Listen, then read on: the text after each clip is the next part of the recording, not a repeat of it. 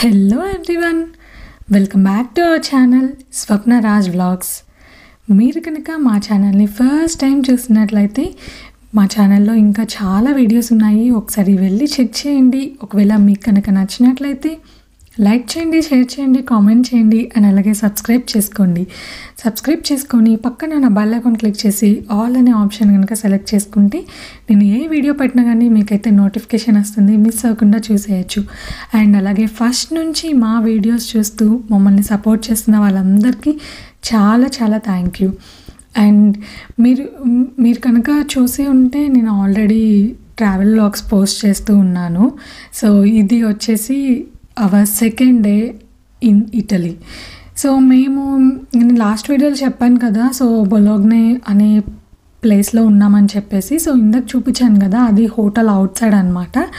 ఇక్కడ నుంచి మనకి పిజ్జాకి వెళ్తున్నాము. పిజ్జా వచ్చేసి ఇక్కడ నుంచి ఆల్మోస్ట్ ఒక 4 hours ఉంటుంది అండ్ ఇక్కడ బస్సెస్ ఉన్నాయి. సో బస్సెస్లో వెళ్తున్నాము. నేను అంతకుముందు వీడియోస్లో చెప్పినట్టుగా మేము ఒక ట్రావెల్ ఏజెన్సీతో ఈ ట్రిప్కి వెళ్ళామన్నమాట. లాస్ట్ మూమెంట్లో ప్లాన్ చేసుకున్నాము, బట్ చాలా అంటే చాలా మంచి మంచి బ్యూటిఫుల్ ఎక్స్పీరియన్సెస్ అయితే మెమరీస్గా తెచ్చుకున్నాము. సో ఇక్కడ ఇప్పుడు స్టార్ట్ అయిపోయాము. ఈ బొలోగ్నే నుంచి పిజ్జాకి వచ్చేసి 4.5 hours పైగానే పట్టిందండి. అండ్ కొన్ని ప్లేసెస్లో అయితే కొంచెం ట్రాఫిక్ కూడా ఉంది, దానివల్ల ఇంకొంచెం లేట్ అయింది. అండ్ మనం ఒకసారి అంటే బల్క్గా కొంతమంది పీపుల్తో వెళ్ళినప్పుడు అందరూ అనుకున్న టైంకి రారనమాట, కొంతమంది లేట్ చేస్తూ ఉంటారు. సో దానివల్ల ఇంకొంచెం లేట్ అయింది. బట్ ఓకే, ఎనీవేస్ జర్నీ అయితే మరీ అంత బోర్గా అయితే ఏం అనిపించలేదు. అసలు మంచి సీనిక్ వ్యూస్ ఉన్నాయి. అసలు అలా చుట్టూ చూస్తూ ఎంజాయ్ చేస్తూ వెళ్ళాము. అండ్ మధ్యలో అలా కొంచెం టైం దొరికినప్పుడు బస్సులోనే పడుకున్నాం అనమాట. బట్ చాలా బాగుందని చెప్పచ్చు. సో ఇలాంటి టన్నెల్స్ అయితే మనకి చాలా చాలా వచ్చాయి. కాకపోతే అసలు నార్మల్గా ఇంత లాంగెస్ట్ టన్నెల్స్ వ్యూ అసలు ఒకసారి మీరు కూడా ఏంటి ఇంత పెద్దగా ఉంటాయా టన్నెల్స్ అని చూపిద్దామని. అండ్ నేను ఇది ఇంకా స్పీడ్లో పెట్టాను, అయినా కూడా ఇంత పెద్దగా ఉంది. సో మీరు అర్థం చేసుకోవచ్చు ఎంత పెద్ద పెద్ద టన్నెల్స్ అని చెప్పేసి. ఇలాంటివి చాలా ఎక్కువ టన్నెల్స్ కనిపించాయి అన్నమాట. ఇలా ఇటలీలోనే కాదు, మేము జర్మనీలో కూడా హ్యామ్ అని ఒక ప్లేస్ ఉంటుంది, అక్కడ టెంపుల్కి వెళ్ళేటప్పుడు కూడా మాకు ఇలాంటి టన్నెల్స్ చాలా వచ్చాయి. సో ఇప్పుడు ప్రజెంట్ అయితే మనం పిజ్జాలోకి ఎంటర్ అయిపోయాము. బట్ ఇక్కడ చూస్తున్నారు కదా, కొంచెం లిటిల్ బిట్ లైట్గా ట్రాఫిక్ అయితే ఉంది. ఎందుకు ఇదంతా ఇంతమంది ఏంటి అసలు అంటే ఇది ఈస్టర్ అనమాట. సో మీకు కనుక తెలుసుంటే ఫారెన్ కంట్రీస్లో అంటే ఆ నేషనాలిటీ పీపుల్ వాళ్ళు చేసుకునే ఫెస్టివల్స్లో ఎక్కువగా ఉండేది క్రిస్మస్, ఈస్టర్. ఇంక ఇవే వాళ్ళకి పెద్ద పండుగలు అంటే ఇవే అనమాట. ఒక 2-3 ఏమన్నా చిన్న చిన్న ఫెస్టివల్స్, పబ్లిక్ హాలిడేస్ ఉండొచ్చు, బట్ అంత ఎక్కువగా ఏమీ ఉండవు అనమాట. సో అందుకని చెప్పేసి వాళ్ళు బాగా సెలబ్రేట్ చేసుకుంటారు కదా, అందుకని ఫుల్ రష్ ఉన్నారనమాట ఈ ఫెస్టివల్కి. అలా అందరూ ట్రిప్స్ అలా వేస్తూ ఉంటారు కదా, సో అందుకని. అండ్ ఇక్కడ వచ్చేసి మనం అక్కడ అంటే బస్సెస్ పార్కింగ్ చోట ఆపారు. సో అక్కడ నుంచి మనం pizza, leaning tower of pizza, cathedral అవన్నీ చూడడానికి అయితే వెళ్తున్నాము. సో ఆల్మోస్ట్ ఒక 1 to 1.5 kilometers అయితే నడవాలి. ఇలాంటివన్నీ కామన్ అనమాట. ఒకవేళ మనం మన ఓన్ వెహికల్లో వచ్చినా కానీ మనకి ఇవి తప్పదు, ఎందుకంటే మనం ఏదో ఒక ప్లేస్లో పార్కింగ్ చేసుకొని వెళ్ళాలి. చాలా ఎక్కువ రష్ ఉండడం వల్ల మనకి పార్కింగ్ స్లాట్స్ ఎక్కువగా ఉండవు అనమాట. అండ్ మీరు గమనిస్తే చాలా పెద్ద పెద్ద పార్కింగ్ ప్లేసెస్ ఉన్నాయి అక్కడ. సో అందుకని చెప్పేసి అక్కడే పార్క్ చేసుకొని వెళ్ళాలి. సో ఫైనల్గా లీనింగ్ టవర్ ఆఫ్ పిజ్జా దగ్గరికి అయితే వచ్చేసాము. సో ఇది లీనింగ్ టవర్ ఆఫ్ పిజ్జా అనమాట. అండ్ మీరు హిస్టరీలో కనుక చూసి చదువుకొని ఉండుంటే ఇవి చాలా హిస్టారిక్, చాలా పాతగా ఎప్పుడో కట్టినవి అనమాట. ఆల్మోస్ట్ 10th century అలా కన్స్ట్రక్ట్ చేశారనమాట. ఇవి 1100 years 1138 ఆ ఇయర్లో కనుక కన్స్ట్రక్ట్ చేస్తే ఆఫ్టర్ 200 years అరౌండ్ 1300 ఇయర్స్ ఆ టైంలో దీని కన్స్ట్రక్షన్ కంప్లీట్ అయిందంట. సో అసలు అంటే వీళ్ళు అప్పుడే చాలా ఆర్టిస్టిక్‌గా కన్‌స్ట్రక్ట్ చేశారనమాట ఇవన్నీ. అంటే మన టెంపుల్స్ లేవా, చాలా పాతవి, చాలా కన్‌స్ట్రక్షన్స్ చాలా బాగున్నాయి ఉన్నాయి అంటే ఉన్నాయి. బట్ వీళ్ళేంటంటే అదే విధంగా మెయింటైన్ చేస్తూ, ఆ ప్లేసెస్‌ని ప్రమోట్ చేస్తూ, టూరిస్టిక్‌గా చాలా ఇదిగా వాటిని చేంజ్ చేశారనమాట. టూరిస్టిక్ ప్లేసెస్ లాగా అనమాట. అండ్ అన్నీ కూడా మనకి 10th సెంచరీలో కన్స్ట్రక్ట్ చేసినవి అవన్నీ కూడా. అంటే ఇప్పుడు మనకి చూస్తే ఎలా ఉంటదంటే, ఏంటి అప్పుడెప్పుడో కన్స్ట్రక్ట్ చేసినవి ఇప్పటి వరకు కూడా ఇలా ఉన్నాయా అనేలాగా అనిపిస్తాయన్నమాట. సో ఇక్కడ క్యాథెడ్రల్ ఇవన్నీ ఉన్నాయి. ఇంకా దీనికైతే ఫ్రీ ఆఫ్ కాస్ట్ అండి. అంటే క్యాథెడ్రల్ వాటికి లోపలికెళ్ళడానికి. బట్ లీనింగ్ టవర్ ఆఫ్ పీసాకి మాత్రం మీరు పైనుంచి పై వరకు ఎక్కి అక్కడి నుంచి వ్యూ చూడాలి అనుకుంటే అరౌండ్ 18 యూరోస్ అలా ఉంటది. సో బట్ మేమైతే ఏది తీసుకోలేదనమాట. అది పైకెక్కలేదు, ఇది కూడా లోపలికెళ్ళలేదు. ఎందుకంటే ఎక్కడికెళ్ళినా కానీ ఫుల్ క్యూ ఉండింది. అండ్ అంత అంటే రిస్క్ చేయాలనిపించలేదనమాట. సో అండ్ మనం ఒక గ్రూప్ ఆఫ్ పీపుల్‌గా వెళ్ళినప్పుడు ఏంటి అంటే ఇంకా అలాంటివన్నీ కుదరవు. And but we are happy. అంటే లోపలికి వెళ్ళకపోయినా మాకు హ్యాపీగానే అనిపించింది. ఎందుకంటే ఇది చూసినప్పుడు వాటికి చాలా హ్యాపీగా ఫీల్ అయ్యాము. అండ్ అక్కడైతే లంచ్ చేసేసుకొని అండ్ నేను కొన్ని హ్యాండ్ బ్యాగ్స్ అవి కొన్నాను అక్కడ. అండ్ ఆ తర్వాత అయితే ఫ్లోరెన్స్‌కి స్టార్ట్ అయిపోయాము. ఫ్లోరెన్స్‌లో కూడా దిగిపోయామనమాట. యాక్చువల్‌గా అక్కడ నుంచి అరౌండ్ 1.5 అవర్ అలా జర్నీ ఉండింది. సో ఇది వచ్చేసి ఫ్లోరెన్స్‌లో కూడా ఎక్కువగా వాటర్ వ్యూ అదంతా ఉంది. అసలు మోస్ట్లీ ఇటలీ వచ్చేసి it's famous for ice cream, beaches అనమాట. ఇంకా మనకి ఎక్కువగా వాటర్ అవే కనిపిస్తూ ఉంటాయి. ఇక్కడ నుంచి కూడా ఎలాగైతే మనకి లైక్ చెప్పాను కదా, చాలా మందితో వెళ్ళాము అని చెప్పేసి, ఒక ట్రావెల్ ఏజెన్సీ కాబట్టి. సో అందరం కలిసి ఒక పార్కింగ్ ప్లేస్లో వాళ్ళు ఆపుతారు. సో అక్కడ నుంచి దిగి మళ్ళీ మేము సిటీ సెంటర్ లోపలికైతే నడుస్తూ ఉన్నాము. అండ్ ఇవన్నీ కూడా ఓల్డ్ కన్స్ట్రక్షన్స్, ఓల్డ్ ఆర్కిటెక్చర్ ఏం మారలేదు. అండ్ ఫ్లోరెన్స్ చెప్పాలంటే ఇవన్నీ ఎంత కాస్ట్లీయెస్ట్ సిటీస్ అంటే, నాకు తెలిసి ఇక్కడ ఉండే వాళ్ళకి ఇంకా కాస్ట్ ఆఫ్ లివింగ్ అసలు నార్మల్గా ఉండదు, పిచ్చ పీక్స్లో ఉంటుంది. ఎందుకంటే అసలు మీరు స్ట్రీట్స్లో చూస్తుంటే ట్యాక్సీలు కూడా టెస్లా కార్స్ ట్యాక్సీస్గా వాడుతున్నారు. నేను జర్మనీలో చూసి మెర్సిడెస్ బెంజ్, ఆడి, ఇంకా పోర్షే ఇలాంటివి ట్యాక్సీలుగా చూసి అమ్మో ఏంటి అసలు ఇవి ట్యాక్సీలా అని చెప్పి అనుకున్నాను. బట్ ఇక్కడైతే ఇంకా ఎక్స్టెండ్ అనమాట. టెస్లా ఇంకా పెద్ద పెద్ద అసలు కార్స్, బ్రాండెడ్ కార్స్ కూడా ట్యాక్సీలుగా వాడుతున్నారు అనమాట. సో ఇవన్నీ చూసి అయితే చాలా చాలా షాక్ అయ్యాను. But anyways European nations almost అన్నీ కూడా చాలా కాస్ట్లీయెస్ట్ అండ్ రిచెస్ట్ కంట్రీస్ అనమాట. బట్ ఓకే, పిజ్జా అండ్ ఫ్లోరెన్స్కి వచ్చేసరికల్లా యాక్చువల్గా ఏమైందంటే కొంచెం కాస్ట్ కొన్ని తక్కువే ఉన్నాయన్నమాట. లైక్ మీరు సోవెనీర్స్ కానీ లేకపోతే హ్యాండ్ బ్యాగ్స్, క్లాతింగ్ అలా ఏమన్నా మీరు షాపింగ్ చేసుకోవాలి అనుకుంటే పిజ్జాలో చాలా తక్కువ ఉన్నాయి. బట్ మీరు లాస్ట్ వీడియోలో కనుక చూస్తే మిలాన్లో చాలా కాస్ట్లీగా, అది చాలా కాస్ట్లీయెస్ట్ స్ట్రీట్ అనమాట. అండ్ మీరు ఇక్కడ చూస్తున్నారు కదా, ఇది ఒక main church. So first of all ఇక్కడ అందరం గ్యాదర్ అయ్యాము. ఆ తర్వాత మాకు ఒక గైడ్ని అలాట్ చేశారనమాట. సో ఆ గైడ్ సిటీ మొత్తం తిప్పి టూర్ చూపిస్తుంది. ఎందుకంటే అసలు ఫ్లోరెన్స్ అనేది చాలా కన్ఫ్యూజింగ్ సిటీ అని చెప్పచ్చు. ఎందుకంటే చిన్న చిన్న స్ట్రీట్స్ ఉంటాయి. అసలు మీరు చూస్తున్నారు కదా, మీరు చూస్తుంటే ఎంత నారో స్ట్రీట్స్ అంటే అసలు ఇంతకంటే ఇంకా చిన్న స్ట్రీట్స్ కూడా ఉన్నాయి. అంటే లైక్ ఒక 2 people 3 people నించొని నడుస్తుంటే ఇంకంతే, ఇంకా ఆ స్ట్రీట్స్లోకి సైకిల్స్ అవి తప్ప ఇంకా ఏమీ వెహికల్స్ వెళ్ళవన్నమాట. సో అలాంటి స్ట్రీట్స్ కూడా ఉన్నాయి. అండ్ ఇవన్నీ చూసినప్పుడు నాకు అనిపించింది అసలు వీళ్ళు వెహికల్స్ ఇవన్నీ ఎక్కడ పార్క్ చేస్తారా అనిపించింది. అట్లీస్ట్ మాకు జర్మనీలో ఏంటంటే ఎక్కువగా రోడ్స్ పైన అలా పార్కింగ్ చేస్తూ ఉంటారు. బట్ నాకు ఇక్కడ నేను అలా కూడా చూడలేదన్నమాట. సో అప్పుడు అనిపించింది వీళ్ళు అసలు ఈ వెహికల్స్ ఇవన్నీ ఎక్కడ పార్క్ చేస్తారు అని. అండ్ ఇవన్నీ కూడా చాలా ఓల్డ్ కన్స్ట్రక్షన్స్ కదా. అండ్ ఇక్కడ మీకు ఒక రెడ్ ఫ్లాగ్ కనిపిస్తుంది కదా, సో తనే మా గైడ్. తను అంతా ఎక్స్ప్లెయిన్ చేస్తా మమ్మల్ని తీసుకెళ్తా ఉందన్నమాట. సో ఇది వచ్చేసి ఒక స్క్వేర్ అనమాట. ఇక్కడ చుట్టూ కూడా పెద్ద పెద్ద బిల్డింగ్స్ ఉన్నాయి. అండ్ యాక్చువల్గా చెప్పాలంటే కూడా ఈ నేమ్స్ అన్నీ కొంచెం నాకు కష్టమే పలకడానికి, ఎందుకంటే అవి ఇటాలియన్లో ఎలా పలుకుతారో కూడా నాకు అంత పర్ఫెక్ట్గా తెలియదు.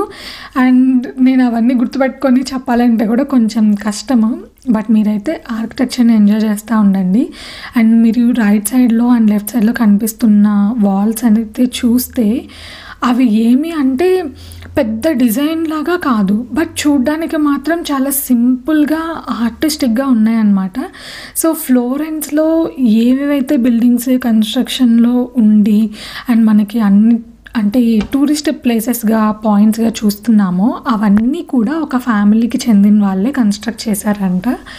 సో ఇక్కడ కూడా అండ్ ఎవ్రీ ప్లేస్కి వెళ్ళినప్పుడు కూడా ఇలాంటి అంటే ఒక క్లాక్ టవర్ లాగా అలాగా కొన్ని అయితే ఉన్నాయి. అండ్ ఇది కూడా ఒక స్క్వేర్ అనమాట. చుట్టూ ఇంకా చాలా ఉన్నాయి, లైక్ లైన్ స్టాట్యూస్ అలా చాలా ఉన్నాయి అన్నమాట. అండ్ ఇక్కడ వచ్చినప్పుడు ఏంటంటే ఇక్కడ డేవిడ్ అనే ఒక పర్సన్ ఉన్నారు. సో అతను వచ్చేసి బైబిల్లో ఉంటారంట. సో అదంతా క్లియర్గా కూడా నాకు తెలీదు, ఆమెడైతే చెప్పింది నేను చెప్తున్నాను. సో వాళ్ళ స్టాట్యూస్ అయితే ఉన్నాయన్నమాట. అండ్ ఈ బయట ఉన్న స్టాట్యూస్ ఏవి కూడా ఒరిజినల్ కాదంట. ఎందుకంటే ఇప్పుడు అవి బయట ఉండి ఇప్పుడు ఎన్ని సెంచరీస్ అయి ఉంటుంది, 10th century నుంచి అంటే ఆల్మోస్ట్ 10-12 అలా సెంచరీస్ అవుతుంది కదా ఇప్పటి వరకు. సో అవన్నీ బయట ఉన్నప్పుడు మీకు తెలుసు మనకి ఎంత ఎండ వాన గాలి అసలు అన్నిటికీ కూడా అవి తట్టుకోలేవు కదా చలి. అండ్ అలా ఇయర్స్ అలా ఉండడం వల్ల ఆ స్టాట్యూస్ కొంచెం పాడైపోతే ఆ ఒరిజినల్ స్టాట్యూస్ని తీసుకెళ్ళి మ్యూజియంలో పెట్టారంట. అండ్ ఇక్కడ ఉన్నవి మాత్రం ఇది మళ్ళీ అంటే డూప్లికేట్ స్టాట్యూస్ అనమాట. అవి జస్ట్ విడిగా చేసి వాటిని అక్కడ పెట్టారు. అండ్ తనైతే ఇంకా ఆ బైబిల్లో ఉన్న స్టోరీ గురించి వాటి గురించి చెప్తా ఉంది. అక్కడ ఎక్కువగా స్టాట్యూస్ అవన్నీ ఉన్నాయి అంటే అవన్నీ కూడా ఇంకా గాడ్కి సంబంధించినవి అనమాట, జీసస్కి సంబంధించినవి. సో అలాంటివి అంటే ఒక సర్టెన్ నెంబర్ ఆఫ్ పీపుల్ ఉన్నారు. సో వాళ్ళు ఎలా చేసి అంటే గాడ్ డివైన్ దాంట్లోకి వచ్చేసారు అవన్నీ అయితే చెప్పారనమాట. ఇక్కడ ఒకటి చూపిస్తున్నాను కదా, అది బొమ్మ కాదు, మనిషి స్టాట్యూ లాగా నించున్నాడు. అండ్ ఇక్కడ ఇది ఎందుకు చూపిస్తున్నాను అంటే ఇక్కడ ఒక స్వరంగం లాగా ఉందన్నమాట. అంటే అది సీక్రెట్ ప్యాసేజ్ అనమాట. అది ఎవ్వరికి తెలీదు. అప్పుడు రాజుల కాలంలో ఉన్నప్పుడు ఎలా యూస్ చేసేవాళ్ళు అంటే ఇప్పుడు మీకు పైన అక్కడ కనిపిస్తుంది కదా ఆ బ్రిడ్జ్ లాగా, అక్కడ నుంచి స్టార్ట్ అయ్యి అలా లోపలికి అంటే మనం ఇంకా నడుస్తూ ఉంటాం అన్నమాట. సో ఇప్పుడు మీరు ఈ వే చూస్తున్నారు కదా, సో అలా నడుస్తూ ఉండాలి. మీకు అక్కడ ఇంకొకటి కనిపిస్తుంది కదా, ఆ ప్యాసేజ్లోంచి మళ్ళీ వేరే ప్యాసేజ్లోకి వెళ్తారనమాట. సో అదంతా సీక్రెట్గా వాళ్ళకి అంటే అప్పట్లో ఎవ్వరికి తెలియకుండా ఒక గుహలాగా ఎలా అయితే ఉంటుందో అలా రాజులు అంటే వాళ్ళు పరిపాలించేటప్పుడు అలాగైతే పెట్టుకున్నారంట.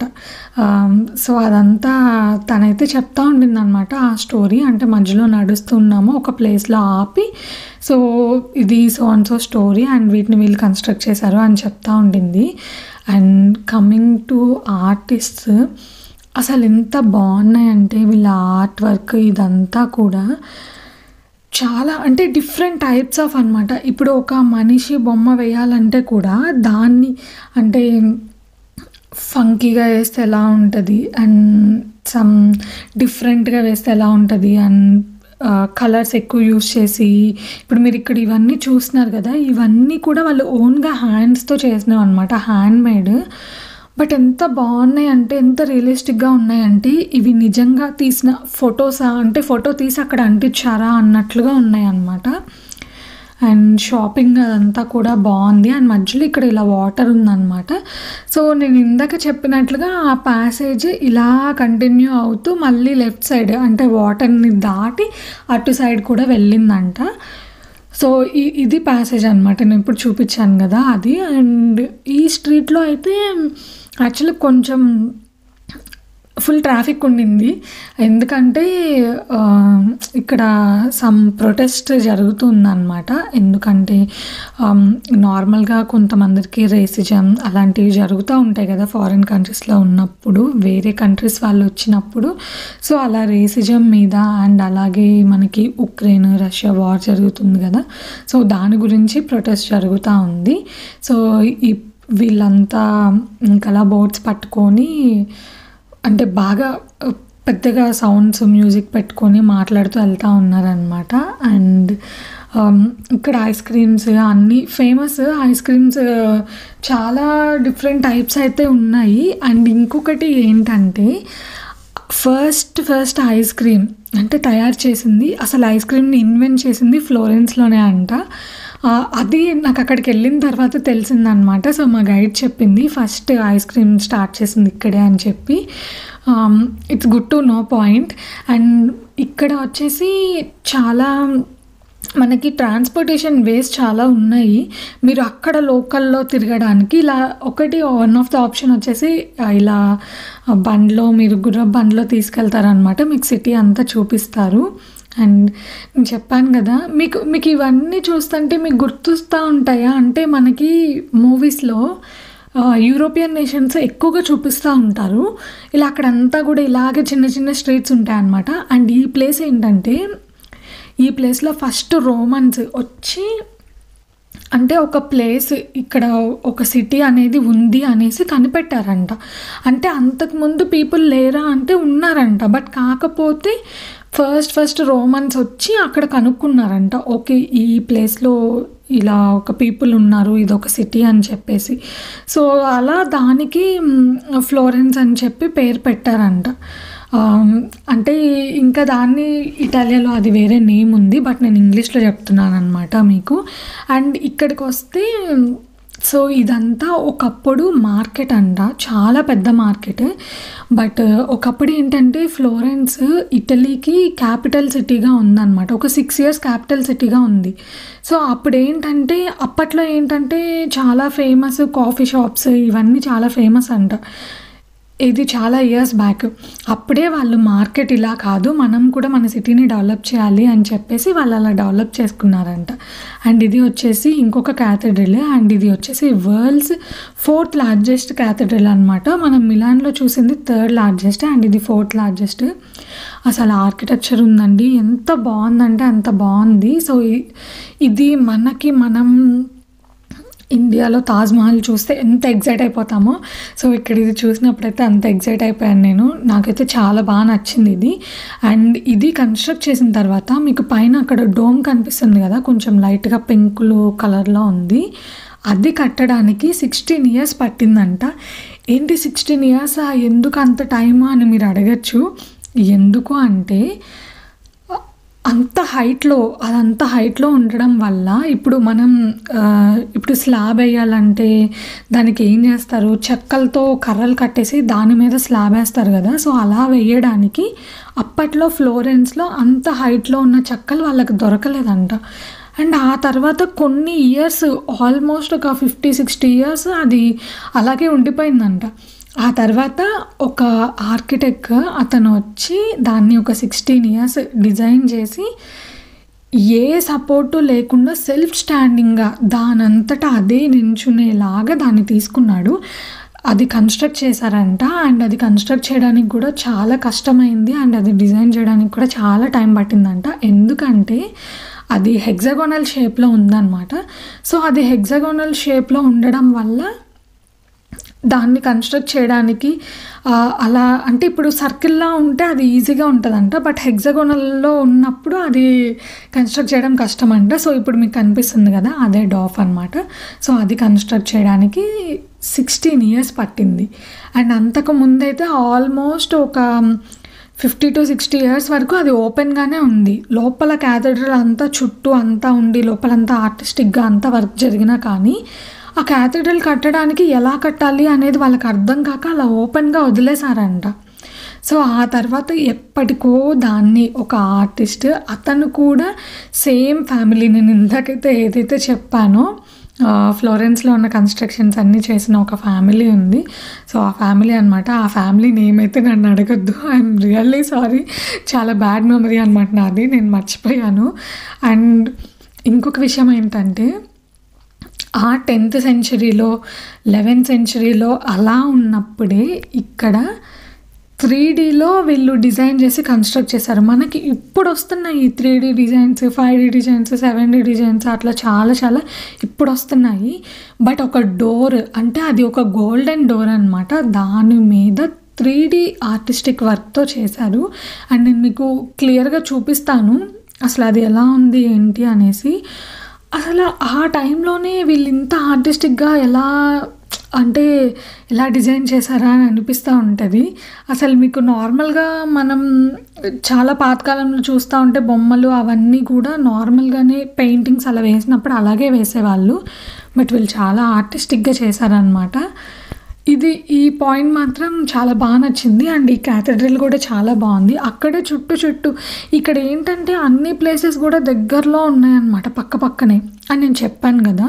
సో ఇది 3D ఆర్ట్ అనమాట. అండ్ ఈ డోర్ దగ్గర ఎంతమంది ఉన్నారంటే ఇది చూడడానికి బాబోయ్! యాక్చువల్‌గా చెప్పాలంటే ఇలాంటి మనమేమనుకుంటామంటే బ్రేక్ టైంలో వెళ్తే మనకు కొంచెం రిలాక్సింగ్‌గా ఉంటుంది. లీవ్స్ పెట్టుకోకపోయినా పర్లేదు, వెళ్ళొచ్చు.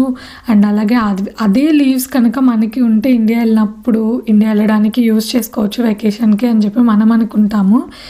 బట్ ఇలా వెళ్ళేటప్పుడు ఏంటంటే ఫుల్ రష్ ఉంటుంది, జనాలు ఎక్కువగా ఉంటారనమాట. సో ఇక్కడ నుంచి అలా సిటీలో తిరుగుతూ ఉన్నాము. అండ్ ఇలాంటి అంటే సేమ్ ఇందాక చూపించిన లాంటి కన్‌స్ట్రక్షన్సే మనకు అన్నీ ఉన్నాయి. సో ఇది కూడా అంతే. క్లాసిక్ వర్క్ అనమాట. కిందంతా పెద్ద రాళ్ళతో దాన్ని కట్టి ఆ తర్వాత పైకి వెళ్తూ ఉండేసరికి చిన్నగా కట్టారనమాట. సో ఇది కూడా ఇంకొక చర్చ్. మోస్ట్లీ ఎక్కువగా చర్చెస్ ఇలాంటివే ఉన్నాయన్నమాట. అండ్ సో ఇక్కడితో మా గైడెడ్ టూర్ అయితే ఎండ్ అయిపోయింది. ఆ గైడెడ్ టూర్ ఎండ్ అయిన తర్వాత కొంచెం రిలాక్సింగ్గా మళ్ళీ ఒక ఐస్ క్రీమ్ తీసుకొని కూర్చుందాము కొద్దిసేపు అనుకున్నాము. ఎందుకంటే ఫుల్ ఇంక తిరుగుతూనే ఉన్నాం కదా. అసలు ఒక సిటీ మొత్తం తిరిగాము అంటే మీకు అర్థమైపోయి ఉంటుంది ఎంత అలిసిపోతాము అనేది. సో ఇక్కడ మా హస్బెండ్ అయితే కప్లో తీసుకున్నారు, నేనైతే కోన్లో తీసుకున్నాను. బట్ ఇంకా వేరే చోట్ల ఇంకా చాలా బాగున్నాయి. బట్ ఇది కూడా టేస్ట్ చాలా బాగుంది. 2 ఫ్లేవర్స్ తీసుకున్నాను. అండ్ ఇక్కడ ఇది వచ్చేసి లెదర్ షాపింగ్ అనమాట. ఇటలీలోనే ఈ లెదర్ అంతా ఇక్కడ తయారవుతుందంట. సో ఇక్కడ కూడా చాలా డిఫరెంట్ మోడల్స్ అంటే వ్యాలెట్స్, హ్యాండ్ బ్యాగ్స్, తర్వాత మనకి క్లాతింగ్ అవన్నీ కూడా ఉన్నాయి. ఇక్కడ ఇవన్నీ అమ్మే వాళ్ళు కూడా మోస్ట్లీ ఎక్కువగా బంగ్లాదేశ్ వాళ్ళు, పాకిస్తాన్ వాళ్ళు, ఇండియన్స్ అలా ఉన్నారనమాట. మనం ఒక షాప్ దగ్గరికి వెళ్ళి నించొని చూస్తూ ఉంటే మాకు హిందీ వచ్చు రండి అంటే ఇక్కడికి రండి అని చెప్పి అంటూ ఉన్నారనమాట. సో అక్కడ నుంచి అదంతా అయిపోయిన తర్వాత షాపింగ్ చేసుకొని మేమైతే డిన్నర్ చేయడానికి వచ్చాము. ఎందుకంటే మళ్ళీ హోటల్కి వెళ్ళిన తర్వాత అక్కడ ఏం దొరకవు, చాలా లేట్ అయిపోద్ది హోటల్కి వెళ్ళేసరికి. సో ఇక్కడైతే పాస్తా తీసుకున్నాము. పాస్తా తీసుకొని అండ్ ఒక డ్రింక్ ట్రై చేసాము. అంటే అది సజెస్టెడ్ డ్రింక్ అనమాట వాళ్ళ దగ్గర నుంచి. సో ఈ పాస్తా అయితే చాలా బాగుంది. ఎవరైనా వెళ్తే ఇది పెస్తో పాస్తా అనుకుంటా. సో ఒకసారి ట్రై చేయండి, చాలా టేస్టీగా చాలా బాగా అనిపించింది. అండ్ ఫైనల్లీ మన ట్రిప్ కంప్లీట్ చేసుకొని డిన్నర్ చేసి ఇది మళ్ళీ స్టార్టింగ్ పాయింట్ ఎక్కడైతే స్టార్ట్ అయ్యామో మళ్ళీ అక్కడికే వచ్చామన్నమాట. మళ్ళీ ఇక్కడ నుంచి అందరం కలిసి బస్సెస్ దగ్గరికి వెళ్ళడానికి. అసలు ఆ నైట్ లైట్స్లో ఎంత క్లియర్గా కనిపిస్తుందో చాలా చాలా బాగుంది వ్యూ అయితే. అండ్ ఇంకొకటి ఏంటంటే ఇప్పుడు కొంచెం లైట్గా సమ్మర్ స్టార్ట్ అవ్వడం వల్ల మనకి కొంచెం నైట్ 8 వరకు అలా కొంచెం లైటింగ్ ఉందన్నమాట.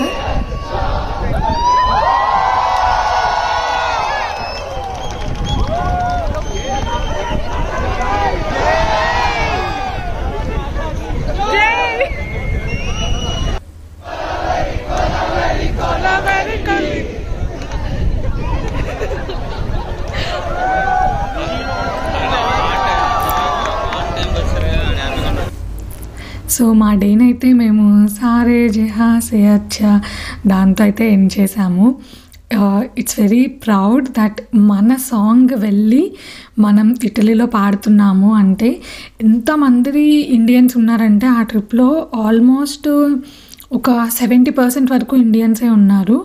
అండ్ ఈ డే అయితే మా డే ఇలా గడిచింది. ఒకవేళ మీకు కనుక ఈ వీడియో నచ్చినట్లయితే లైక్ చేసి, షేర్ చేసి, కామెంట్ చేయండి అండ్ అలాగే సబ్స్క్రైబ్ చేయండి. Until then bye bye, take care.